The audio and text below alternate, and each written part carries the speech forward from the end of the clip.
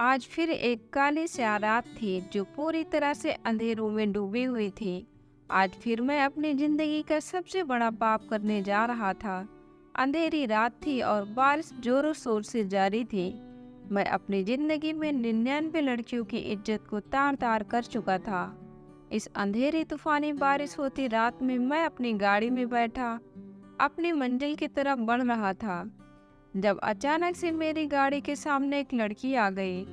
मैंने फौरन से ब्रेक पर पाँव रखा और जल्दी से ब्रेक लगाकर गाड़ी से बाहर निकल आया। सामने ही एक लड़की रोते हुए मेरे पास आई। वह उस वक्त पूरी तरह से सफ़ेद कपड़ों में लिपटी हुई थी। बहुत ज़्यादा बारिश होने की वजह से वह पैदल नहीं जा सकती थी और मुझसे मदद मांग रही थी। वह मुझसे कह रही थी कि मैं उसे उसके घर तक छोड़ दूं। वह विधवा है और उसके बच्चे उसका इंतजार कर रहे होंगे। उसकी बात सुनकर मैं हैरत में गिरफ्तार हो गया कि वह बच्चों की माँ थी। हालांकि वह शादीशुदा भी नहीं लग रही थी। वह लड़की बेइंतहा खूबसूरत थी। बारिश की वजह से पूरी तरह से भीगी हुई थी। उसको देखते ही मेरी नीयत उस पर बिगड़ने लगी। मैं उसे अपने साथ गाड़ी में बिठा लिया। कुछ ही देर में हम लोग मेरे घर पहुंच चुके थे। अपने घर पहुंचते ही मैंने उसे अपने घर के अंदर बुलाया। मैंने झूठ बोला कि मेरी गाड़ी का पेट्रोल इतना ज़्यादा नहीं है कि आगे तक जा सके, और बारिश का हाल वह खुद देख रही थी। उसने कहा ठीक है, वह कुछ देर मेरे घर में रुकने को तैयार है। वह मुझे अपना मसीहा समझ रही थी, जबकि मैं उसे देखकर पागल हो चुका था। जैसे ही वह मेरे कमरे के अंदर दाखिल हुई, मैंने उसे अपने सिकंजे में ले लिया। उसके करीब जाने के बाद मुझे कोई होश नहीं रहा और सुबह मेरी आँख खुली तो मेरे सर चकरा रहा था। फिर एक पाप कर चुका था। सुबह जब मैं सोकर उठा तो मैंने अपने जुर्मों वाली डायरी को खोला। यह एक ऐसी डायरी थी जिसमें मैं अपने हर जुर्म और पाप को लिखा करता था। मैं बहुत बड़ा पापी इंसान था, यह सच बात थी कि और मैं अपना हर पाप उस डायरी में लिख देता था। लेकिन जैसे ही मैं अपनी डायरी के करीब गया तो सामने का मंजर देखकर मेरे पैरों तले से जमीन खिसक गई। जैसे ही मेरी नज़र डायरी से हटी और उस लड़की पर पड़ी तो उस लड़की को देखकर मेरे होश उड़ गए। और उस लड़की को देखा, उसकी हालत देखकर मेरा दिल लगभग फटने के करीब था। मैंने उस लड़की से हकीकत जानने की कोशिश की और फिर जो हकीकत उसने मुझे बताई वह सुनने के बाद मैं अपने होश में नहीं रह पाया। मुझे तकरीबन 24 घंटों के बाद होश आया था। जैसे ही मुझे होश आया तो मेरे सामने वही लड़की खड़ी थी, उस लड़की ने जो हकीकत मुझे बताई थी। उसने मुझे मेरे मांझी में ढकेल दिया था। मांझी को याद करते हुए मैं बहुत पीछे चला गया था। यह उस वक्त का किस्सा था जब मेरी उम्र मुश्किल से 20 साल की थी। तकरीबन 10 साल पहले की बात थी। 10 साल पहले मैं एक बहुत ही अच्छा और संस्कारी लड़का था। उस वक्त मैं यूनिवर्सिटी का छात्र था। मैं बीएड की डिग्री हासिल कर रहा था। रोजाना सुबह होते ही ईश्वर की भक्ति में लीन हो जाता था। गंदे कामों से मेरा कोई वास्ता नहीं था, बल्कि बहुत ही अच्छा और नेक लड़का था। मेरे माता पिता ने मुझे दुनिया की हर सहूलत दी थी, दुनिया की हर खुशियाँ दी थी, लेकिन उन सब के बावजूद मैं कभी घबराया नहीं था, बल्कि मुझ में विनम्रता थी, मुझ में सब्र था। मैं कभी भी किसी का हक नहीं खाया था। मैंने कभी भी किसी को तकलीफ नहीं पहुंचाई थी। लेकिन करीबन 20 साल की उम्र के बाद अचानक ही मुझ पर ऐसे गमों के पहाड़ टूट पड़े कि जिन्होंने मुझे बिल्कुल ही बदल दिया। मेरी बीएड पूरी होने के बाद लगभग 6 महीने बाद ही मुझे एक अनजान नंबर से कॉल आई कि मेरे बाबा का एक्सीडेंट हो गया है। यह खबर मेरे लिए तड़पा देने वाली थी। मुझे अपनी आंखों के सामने अंधेरा छाता हुआ महसूस हुआ। भागम भाग में अस्पताल पहुंचा। डॉक्टर ने बताया कि मेरे बाबा की हालत बहुत खराब है। यह खबर सुनते ही मैं वही पास के मंदिर में गया और फूट फूट कर रोने लगा और ईश्वर से अपने माँ बाप की जिंदगी की प्रार्थना करने लगा। 2 दिन तक मेरे बाबा अस्पताल में जिंदगी और मौत की जंग लड़ते रहे और 2 दिन तक मैं उसी मंदिर में ईश्वर के सामने बैठा रोता रहा और प्रार्थना करता रहा, और मुझे यकीन था कि ऊपर वाला मेरे जरूर सुनेगा।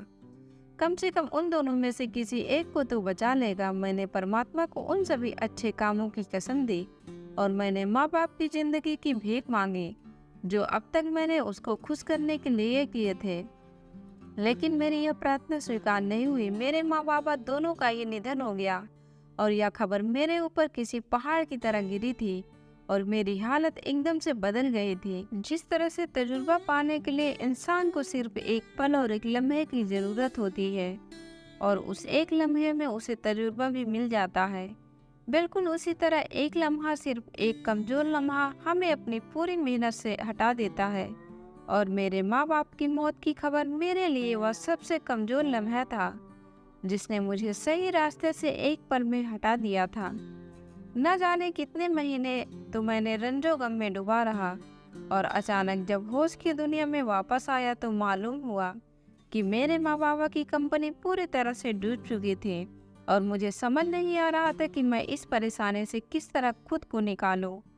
माँ बाप की मौत का गम इतना बड़ा था कि मेरे लिए खुद को संभालना बहुत मुश्किल हो गया था। यह मेरी बचपन की आदत थी कि मैं अपने हर पुण्य को अपनी डायरी में दर्ज कर लिया करता था। मैं उस डायरी में हर वह बात लिख देता था जो मेरे पुण्य के तौर पर मैंने की होती थी। राहगीरों की मदद करता था, बड़े बूढ़ों का सम्मान करता था, यूँ समझो कि अच्छाई का कोई काम नहीं छोड़ता था और उन सभी कामों को मैं अपनी डायरी में पुण्य के तौर पर दर्ज कर देता था, यह सोचकर कि मैंने आज ईश्वर को खुश करने के लिए यह काम किया है। मैंने एक बार फिर खुद से खुद को संभाला और एक बार फिर से ऊपर वाले की तरफ झुकने की कोशिश की। मैं एक बार फिर से ईश्वर से प्रार्थना करना चाहता था कि मेरे बाबा का कारोबार सही तरीके से चल पड़े। मुझे कारोबार से कोई मतलब नहीं था, मुझे सिर्फ अपने बाबा की मेहनत से मतलब था। उन्होंने सारी जिंदगी मेहनत करके इस कारोबार को खड़ा किया था और मैं इसे डूबता हुआ नहीं देख सकता था। मेरे पास मेरे बाबा की यह एक ही निशानी थी। मेरी वो डायरी तरकीबन भर चुकी थी। मेरी डायरी में मेरे बेइंतहा अच्छे काम दर्ज थे। आज भी मैंने यही किया था और अपने घर आया और अपनी डायरी को उठाया और एक एक पन्ने को पलटने लगा। जैसे जैसे मैंने पन्ने को पलट रहा था मेरी आंखों में आंसू निकल रहे थे। उस डायरी में अब तक लिखे गए तकरीबन 1000 से भी ज़्यादा अच्छे काम थे। मैंने अपने ईश्वर के आगे माथा टेक कर रो रो कर प्रार्थना की, है ईश्वर, मैंने जिंदगी में इतने अच्छे काम किए हैं कि अब तो उनको गिनना भी मुमकिन नहीं है। मेरे मालिक, मेरे किसी एक अच्छे काम के बदले मुझे इन मुश्किलों से निकाल दे। मैं हर रोज सुबह शाम यह प्रार्थना करता और उस डायरी को देख देख कर रोता। सुबह शाम परमात्मा से यह प्रार्थना करता कि हे ईश्वर, मैंने यह भी अच्छाई की है, मैंने वह भी अच्छाई का काम किया है, किसी एक अच्छे काम के बदले मुझे मेरे सभी मसलों से छुटकारा दिला दे। लेकिन शायद मेरी कोई भी अच्छाई स्वीकार नहीं हो रही थी।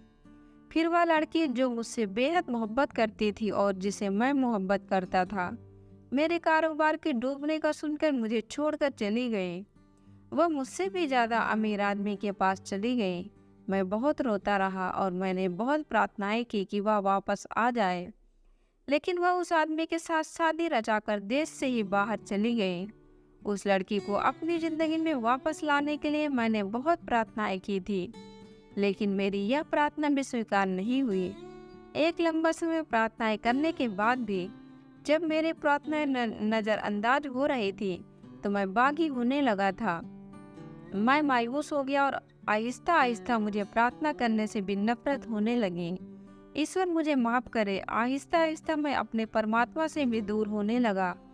मैंने सोच लिया था कि अब मैं उस ईश्वर से कुछ नहीं मांगूंगा। मैंने सोच लिया था कि अब जो मर्जी हो जाए, मैं कोई भी अच्छा काम नहीं करूंगा। मैंने सोच लिया था कि अब मैं बुरे काम करूंगा, सभी गंदे कामों की तरफ निकल जाऊंगा, सभी तरह के गंदे काम करूंगा। इसी वजह से मैंने एक नई डायरी खरीद ली थी ताकि मैं उसमें अपने सभी पापी जुर्म लिख सकूं। मेरे एक दोस्त ने मुझे बताया कि अगर मैं बुरा काम करूंगा तो उसकी वजह से मैं इन सभी मुश्किलों से निकल सकता हूं। मैंने काफ़ी समय अपने ईश्वर से मदद मांगी, लेकिन जब मुझे हर तरफ से मायूसी का सामना करना पड़ा तो मजबूर होकर मैंने गंदगी भरा रास्ता धारण कर लिया।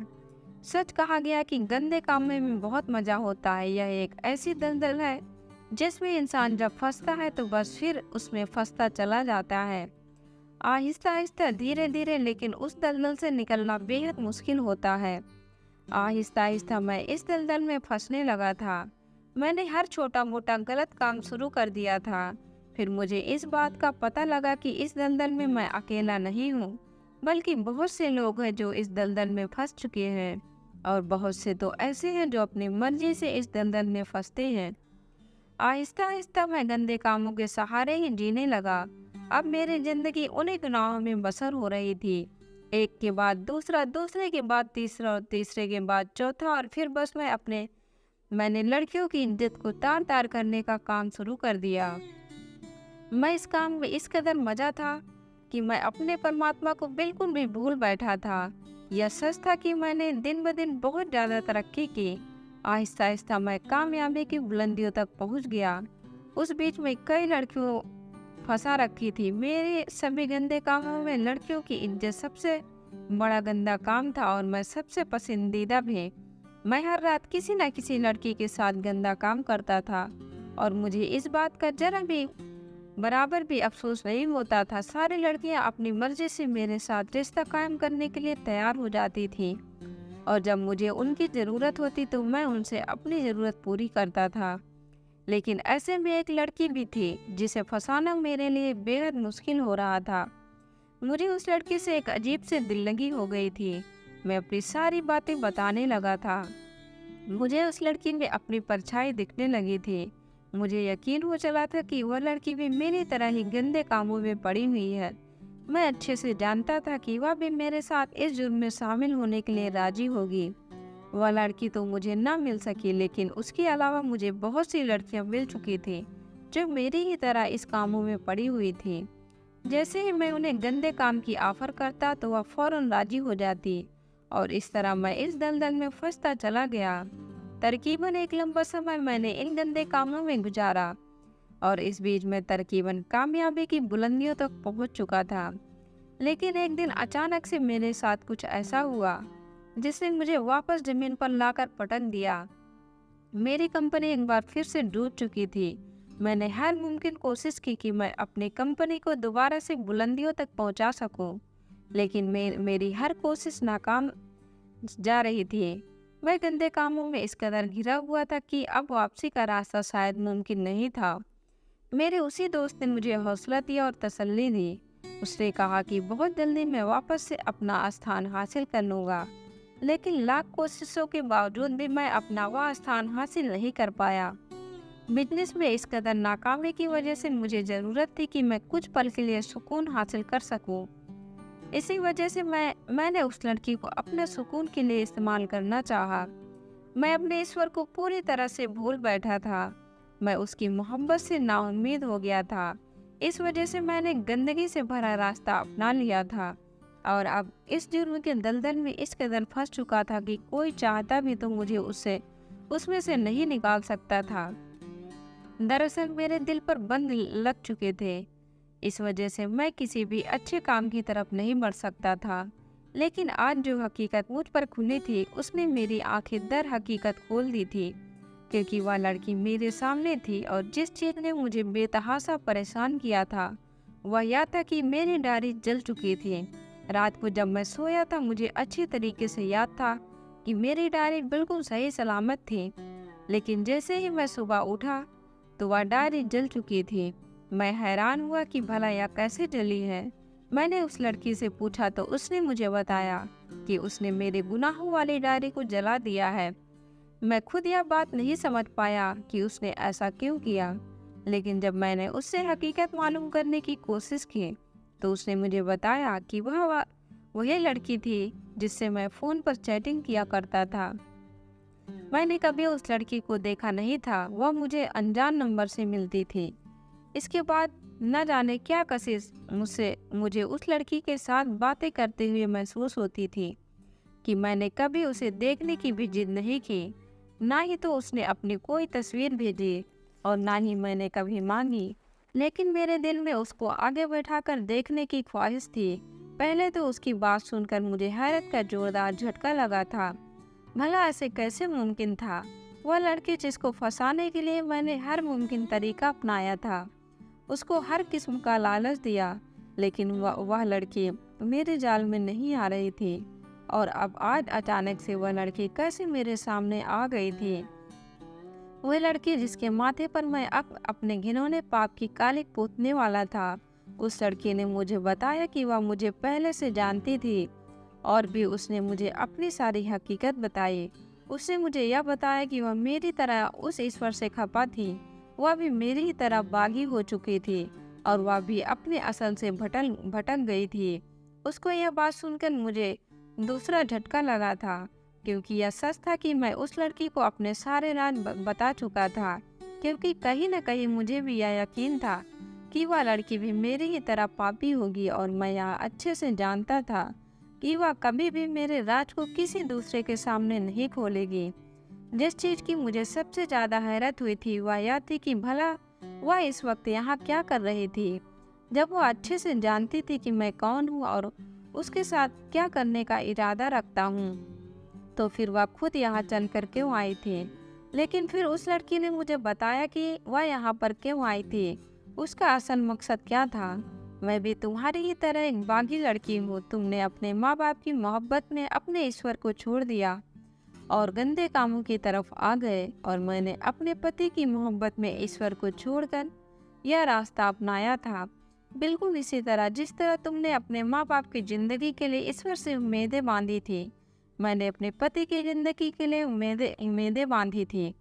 मेरी नई नई शादी हुई थी और मेरे पेट में मेरे पति का बच्चा था, लेकिन अचानक से वह बीमार हो गया और 1 हफ्ते तक अस्पताल में पड़ा रहा। मैं परमात्मा के सामने रोती रही, मिन्नतें करती रही कि मेरे पास मेरे पति के अलावा कुछ नहीं है, लेकिन मेरा कोई भी आंसू किसी काम ना आया। और वही एक लम्हा था जो मैं बागी हो गई। उसकी बातें सुनकर पहले तो मैं बहुत हैरान हो गया कि उसे कैसे पता कि मैं एक बागी हूँ, क्योंकि यह बात तो मैंने कभी उससे पहले बताई ही नहीं थी कि मैं बागी हो चुका हूँ। हमारी जब भी बात हुई थी तो मैंने उसको अपने घिनौने कामों के बारे में बताया था। मैंने उसे कभी भी अपने अच्छे कामों के बारे में नहीं बताया था।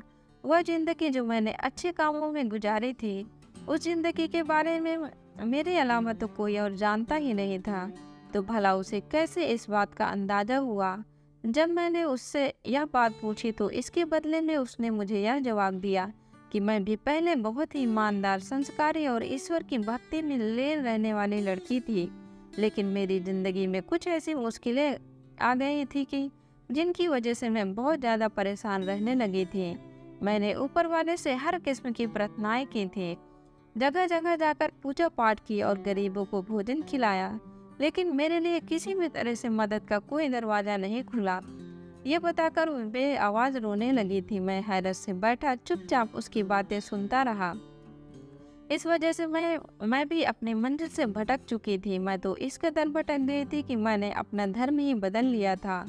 मैंने एक लंबा समय क्रिश्चियन बनकर गुजारा है। उसकी क्रिश्चियन वाली बात पर मुझे झटका लगा था। हाँ, मैं जानता हूँ कि मैं बहुत बड़ा पापी था, लेकिन जो भी था मैंने कभी भी अपना धर्म बदलने की कोशिश नहीं की थी। लेकिन उस लड़की की यह बात सुनकर एक लम्हे के लिए मुझे उस लड़की से खौफ महसूस हुआ था। जाने क्यों मैं चर्च में जाती थी। वहाँ जाकर मैंने अपनी मन्नतें मांगी, बेहद मन्नतें मांगी। अपनी सारी मुरादें पूरी करने के लिए हर वो काम किया जो एक क्रिश्चियन अपने गॉड को खुश करने के लिए करता है। और हैरत की बात यह थी कि मेरी हर मन्नत पूरी होती चली गई। वह पति जिसकी खातिर मैंने उस परमात्मा का बताया अच्छाई का रास्ता छोड़ दिया था, वह मेरे दिल से निकल चुका था। फिर मुझे किसी ऐसे इंसान की तलाश थी जिससे मैं हर बात कर सकूं, और मुझे तुम मिल गए। मुझे तुमसे मोहब्बत हो गई। फिर मैंने तुम्हें हर जगह मांगा। मुझे महसूस हुआ कि तुम्हें भी मेरी चाहत है।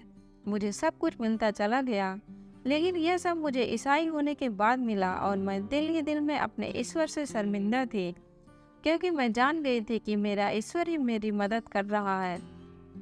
मुझे इस बात का अंदाजा हो गया था कि यह मेरी आजमाइश भी भगवान की तरफ से, और मैं इस आजमाइश पर पूरी नहीं उतर पाई। मैंने बजाय अपने परमात्मा के आगे झुकने के उसके ना उम्मीद हो चुकी थी, और उसी ना उम्मीद की वजह से मैं अपना असल खो चुकी थी। मुझे इस बात का अंदाजा हो गया था कि मुझे अपने ईश्वर से ना उम्मीद नहीं होना चाहिए था, बल्कि मुझे अपना धर्म किसी भी कीमत पर नहीं बदलना चाहिए था। जैसे ही मुझे इस बात का अंदाजा हुआ, मैंने अपने भगवान से माफ़ी मांग ली और वापस से सनातनी हो गई। मैं इस कदर पापी हो चुकी थी कि अपने ईश्वर से बात करते वक्त भी शर्मिंदा होने लगी। मैं खुद नहीं समझ पा रही थी कि मैं इस कदर काले दिल की कैसे हो गई, अपने ईश्वर से नाउम्मीद कैसे हो गई, अपने असल की तरह वापस लौट आई थी और मैं अपनी ज़िंदगी के बारे में सोच रही थी।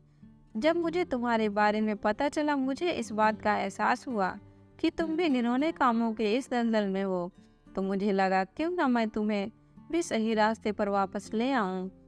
इस वजह से मैंने जानबूझकर तुमसे उस रात बात की। उस रात मैं जानबूझकर तुम्हारी गाड़ी के सामने आई थी, अच्छे से जानती थी कि तुम मुझे अपने साथ जरूर ले जाओगे। तुमने खुद मुझे यह बात बताई थी कि तुम्हारे पास एक घिनौने जुर्मों वाली डायरी है और तुमने अपने सारे जुर्म उस डायरी में लिखे हुए हैं। इसी वजह से मैंने उस डायरी को जला दिया है। उस डायरी को जलाने के बाद अब तुम्हारे सारे पाप मिट चुके हैं। अगर तुम अब चाहो तो अपने असल की तरफ लौट सकते हो। उसकी यह बात सुनकर ना जाने मुझे बेतहासा रोना आया था। भला ऐसे कैसे मुमकिन था कि इतने पाप करने के बाद मैं वापस अपने परमात्मा की तरफ लौट जाऊं? किस मुंह से मैं अपने ईश्वर के सामने जाऊंगा? यह सोचकर ही आत्मा को झिझोड़ रही थी। और रही बात कल रात की, तो कल रात हमारे बीच कुछ नहीं हुआ था। उसकी इस बात पर मैं हैरान रह गया, क्योंकि यह तो ना काबिले यकीन बात थी। ऐसा कैसे हो सकता है? कल रात मैंने खुद उसके साथ गंदा काम किया था, तो भला वह कैसे यह कह सकती थी कि कल रात हमारे बीच कुछ नहीं हुआ? लेकिन फिर उसने मुझे जब हकीकत बताई तो मुझे और ज़्यादा शर्मिंदगी का सामना हुआ। कल रात मैंने जो जूस तुम्हें पिलाया था उसमें नींद की दवा थी। नींद की दवा खाने के बाद तुम्हें कर तरकीबन बेहोश हो चुके थे और हम दोनों के बीच कोई भी गलत रिश्ता नहीं बन सका। मैं चाहती हूँ कि तुम अपने सारे गलत कामों को छोड़ दो और परमात्मा की तरफ वापस लौट आओ। उस लड़की की इस कदर ईमानदारी पर मैं हैरान जरूर था, लेकिन मैं यह बात भी समझ चुका था कि जब इंसान अपने पापों का प्रायश्चित करने के लिए सोच लेता है तो फिर वह खुद ब खुद परमात्मा के सामने झुक जाता है। और जब इस इंसान ईश्वर के सामने झुकता है और अपनी गलती महसूस करता है तो फिर वह किसी भी गंदे कामों के दलदल में फंसा नहीं रहने देता।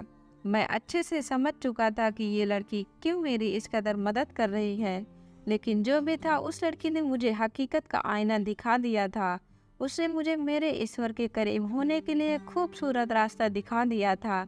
उस लड़की की बातों ने मुझे मेरा असल दिखा दिया था। उसने मुझे मेरे ईश्वर पर मेरा यकीन वापस दिला दिया था। मैंने अपने सारे पापों जुर्मों का प्रायश्चित कर लिया था। मैं उस रात बहुत रोया था, बेतहासा रोया था और उस लड़की का जितना धन्यवाद कर सकता था उतना किया। पत्नी के साथ एक बहुत अच्छी और खुशहाल जिंदगी गुजार रहा हूँ। एक लंबी यात्रा के बाद ऊपर वालों ने मुझे एक बहुत ही अच्छी जीवन साथी दी थी, जो मेरे कदम के साथ कदम मिलाकर चलती थी। एक ऐसी लड़की जो खुद भी पहले बहुत टूटी हुई थी और उसने मुझे दोबारा कभी भी सही रास्ते से भटकने नहीं दिया। ऐसा नहीं है कि मुझे अब परेशानियों का सामना नहीं करना पड़ता। यह जिंदगी है और जिंदगी में अच्छा बुरा वक्त चलता रहता है, लेकिन अब मेरे पास एक ऐसी इंसान है जो मुझे अच्छे बुरे में फ़र्क बताती रहती है। एक ऐसी हमसफ़र जो मुझे सही रास्ते से भटकने नहीं देती। अब जब भी परेशानियां आती हैं तो मैं गंदे कामों की तरफ नहीं भागता, बल्कि मैं अपने ईश्वर के आगे झुकता हूँ और अपने भगवान से मदद मांगता हूँ। दोस्तों, आपको कहानी कैसी लगी कमेंट बॉक्स में ज़रूर बताएं, और वीडियो अच्छी लगी हो तो वीडियो को लाइक से और चैनल को सब्सक्राइब करें। धन्यवाद।